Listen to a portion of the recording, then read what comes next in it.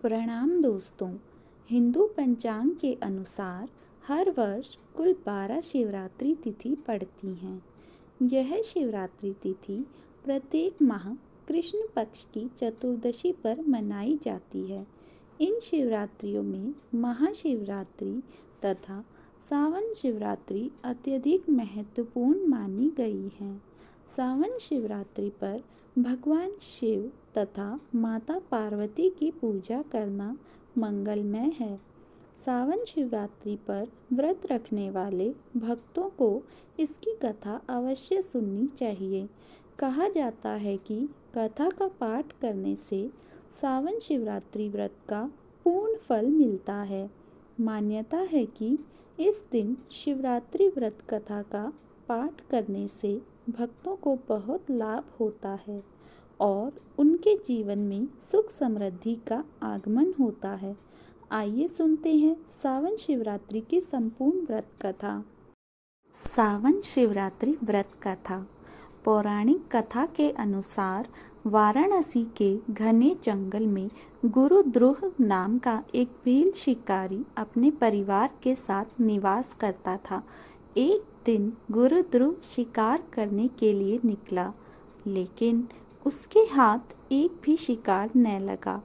लंबे समय तक इंतजार करने के बाद वो जंगल में शिकार की तलाश करता हुआ एक बेल के पेड़ पर चढ़ गया।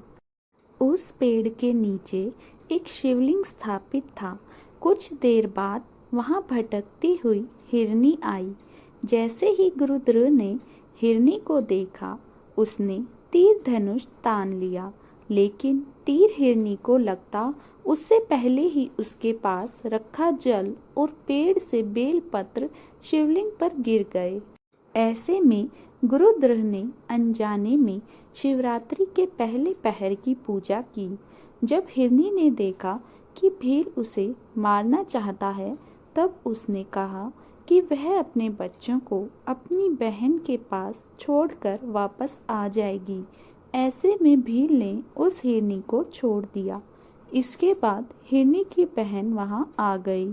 उसे देखने के बाद एक बार फिर भील ने अपना धनुष चढ़ा लिया, जिसकी वजह से एक बार फिर उसके हिलने से बिल्व पत्र शिवलिंग पर गिर गया और दूसरे पहर की पूजा भी हो गई। जब हिरनी की बहन ने देखा कि भील उसे मारने वाला है, तो उसने कहा कि वह अपने बच्चों को किसी सुरक्षित जगह पर छोड़कर वापस आ जाएगी। भील ने इस हिरनी को भी जाने दिया। अपनी हिरनी को ढूंढते ढूंढते वहां एक हिरन आ गया। हिरन को मारने के चक्कर में एक बार फिर से भील से बेल पत्र शिवलिंग पर गिर गया और तीसरे प्रहर की पूजा हो गई। जब हिरन ने देखा कि भील उसे मारने वाला है, तब उसने भी भील को वापस आने का वादा किया। कुछ देर बाद हिरनी, हिरनी की बहन और हिरन वहां आ गए, जिन्हें देखकर भील बहुत खुश हुआ।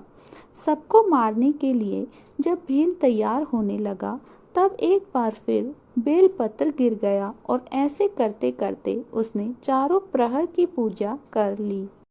तब भगवान शिव ने प्रत्यक्ष रूप से दर्शन देकर उन्हें आशीर्वाद दिया कि त्रेता युग में भगवान विष्णु के अवतार श्री राम उसके घर पधारेंगे और उसे मोक्ष की प्राप्ति हो जाएगी। इस प्रकार अनजाने में किए गए शिवरात्रि व्रत से भगवान शंकर ने शिकारी को मोक्ष प्रदान कर दिया। आशा करती हूँ कि कहानी आपको पसंद आई होगी। कहानी पसंद आई हो तो इसे लाइक और शेयर करें, चैनल को सब्सक्राइब करें। सुनने के लिए आपका बहुत बहुत धन्यवाद। ओम नमः शिवाय।